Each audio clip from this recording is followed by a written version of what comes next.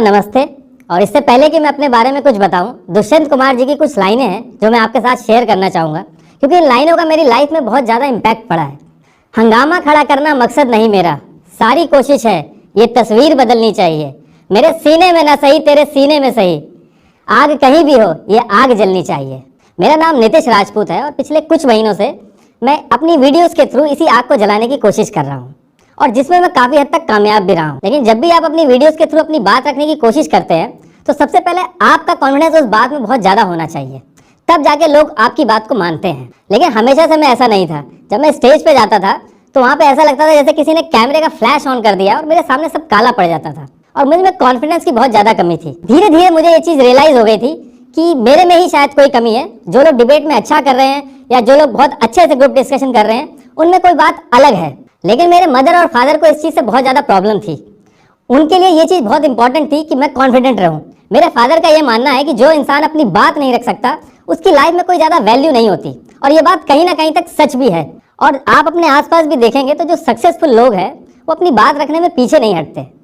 और फिर मेरे माँ बाप मुझसे कई बार बातें करने की कोशिश करते थे, क्योंकि उनके लिए ये चीज़ बहुत इंपॉर्टेंट थी, और मैंने उनको यही समझाया कि मुझसे ये चीज़ हो नहीं पाएगी। और मेरे फादर ने मुझे समझाया कि जब आप कल डिबेट में जाना तो आई डिसएग्री विद यू बोलना, और मैंने ऐसा ही किया। जब मैं डिबेट में गया मैंने बोला आई डिसएग्री विद यू, और डिबेट में जितने भी लोग थे उन सब लोगों ने डिबेट रोक के कहा कि आप इतना डिसएग्री कर रहे हैं तो आप ही बताइए कि क्या है। क्योंकि मेरे पास टाइम बहुत ज़्यादा था तो उस चीज़ का मुझे एडवांटेज हुआ और वो डिबेट में जीता। और उस दिन मुझे एक चीज़ समझ में आ गई कि कम टैलेंटेड और ज़्यादा टैलेंटेड नाम की कोई चीज़ नहीं होती। अगर आप किसी चीज़ में मेहनत करेंगे तो आपको सक्सेस मिलेगी। और फिर मेरे साथ भी वही हुआ जो हर इंडियन फैमिली में होता है। मेरे सामने भी दो ऑप्शन आए, इंजीनियरिंग करने के और डॉक्टर बनने के। और मेरे रिलेटिव और आसपास के लोगों ने ये चीज़ मुझे समझा दी थी कि तुम लकी हो जो तुम्हारे सामने ये दो ऑप्शन आए हैं, और बाकी लोगों को ये ऑप्शन भी नहीं मिलते हैं। और फिर जैसे तैसे करके मैंने इंजीनियरिंग का रास्ता चुना।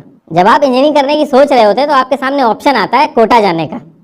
और कोटा में ये होता है जो लोग आईआईटी नहीं कर पाते हैं वो आपको समझाते हैं कि आईआईटी कैसे निकालनी है, जैसे कि दिल्ली के मुखर्जी नगर में होता है। और वो लोग हमेशा 1 या 2 नंबर से पीछे रह गए होते हैं। लेकिन मैंने घर वालों को समझा लिया था कि कोटा नहीं जाना है, लेकिन इंजीनियरिंग से मैं नहीं बच पाया था। जब मेरा इंजीनियरिंग में एडमिशन हुआ तो वहाँ भी रटने का कॉम्पिटिशन हुआ, और कुछ ही टाइम में मैं ये चीज़ समझ गया था और मैंने रट्टा मार के वहाँ भी डिस्टिंक्शन से पास हो गया। और एट दी एंड जब मैं कॉर्पोरेट कल्चर देखा तो बहुत ही चीटेड फील हुआ मुझे, क्योंकि कितना सारा टाइम लगता है, कितनी इन्वेस्टमेंट लगती है, कई सारे सपने आप मार के उस इंजीनियरिंग को पूरा करते हैं, और फिर लास्ट में जब आपको पता चलता है कि आप अपने सपने मार के किसी और के सपने पूरे करने निकल रहे हैं। और इस चीज़ के लिए घर में मिठाइयाँ भी बंटती हैं, लेकिन मेरे पास ऑप्शन बहुत कम थे। या तो घर जाके मैं अपने डैड का बिजनेस संभालूं, लेकिन आप कितने भी अच्छे हों और कितने भी लाखों रुपए अपने घर के उसमें कमा लें, लेकिन आपको पॉकेट मनी ही मिलती है, तो वो लाइफ मुझे जीनी नहीं थी। तो मेरे सामने यही ऑप्शन बचा था। और एक ऑप्शन और था मेरे पास जो बहुत ही फेमस ऑप्शन है, जो कि गवर्नमेंट जॉब की तैयारी का, जो कि दिल्ली में मुखर्जी नगर में होती है। मैंने काफ़ी रिसर्च करी, लोगों से बात करी, लोगों से पूछा कि इसके फ़ायदे और नुकसान बताइए, और लोगों ने बताया कि अगर इसमें आप काम करेंगे, अगर नौकरी लग गई आपकी गवर्नमेंट जॉब में, तो आपको निकालेंगे नहीं। फिर मैंने सोचा अगर यही चीज़ है तो इससे बढ़िया तो जो जॉब लगी है वही सही है, क्योंकि उसमें पैसा ज़्यादा था। और जो डेडलाइंस होती हैं, टारगेट चेस करते हैं आप, उसका मुझे थोड़ा सा अलग ही मज़ा आता था। लेकिन कॉर्पोरेट एनवायरनमेंट में भी जब मैं गया तो मैं इतना ज़्यादा खुश नहीं था। बिल्डिंग्स बड़ी बड़ी थी, कांच लगे हुए थे, बहुत ही अच्छा एनवायरनमेंट था। लेकिन अगर आप उसको ध्यान से नोटिस करोगे तो बहुत ही आर्टिफिशियल रहती है हर चीज़। शीशे के ग्लास, बड़ी बड़ी बिल्डिंग, जिस चेयर पे आप बैठे हो वो चेयर भी प्लास्टिक की है, वर्क स्टेशन, जो आपके अगल बगल लोग हैं वो भी सब नकली। आप जिस डेस्क पे बैठे होते हैं वो वर्क स्टेशन हो, वो चेयर हो, जो शूज़ आपने पहने हैं, जो वॉल्स हैं, हर एक चीज़ आर्टिफिशियल।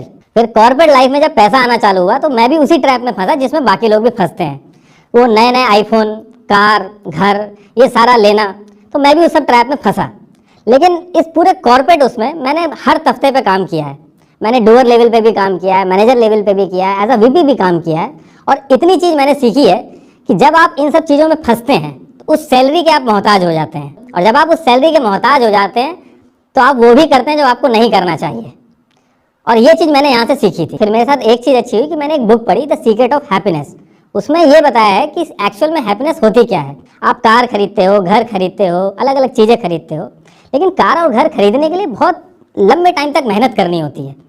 और मेरे साथ भी ऐसा ही हुआ। मैंने काफ़ी टाइम तक मेहनत करी और इन सब चीज़ों को खरीदा, लेकिन उनकी जो खुशी होती है वो 1-2 हफ्ते तक टिकती है, और ये नेवर एंडिंग प्रोसेस है। जब आपको कार मिल गई तो आपको कुछ और चाहिए, जब आपको घर मिल गया तो आपको कुछ और चाहिए, फिर उसके लिए आप मेहनत करेंगे।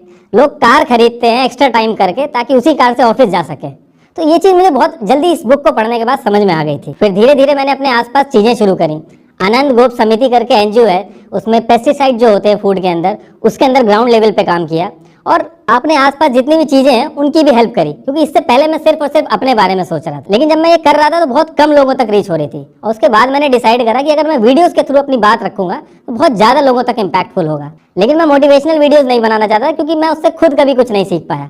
5-6 मिनट तक बड़ा एनर्जेटिक फील होता है, उसके बाद फिर चीज़ें नॉर्मल होने लगती है जब आप एक कॉमेडी वीडियोस देखते हैं, और यही मेरे साथ भी हुआ। तो मैं वो नहीं करना चाहता था, मैं अपना लाइफ एक्सपीरियंस शेयर करना चाहता था, क्योंकि जो इंसान अपनी लाइफ से सीखता है वो कहीं और से नहीं सीख पाता है। और जब मैंने सोशल इश्यूज़ पे वीडियोस बनाने का सोचा था तो मेरा मोटिव यही था कि मैं लोगों को सिर्फ अवेयर करूँ, मैंने सोल्यूशन देने की नहीं सोची।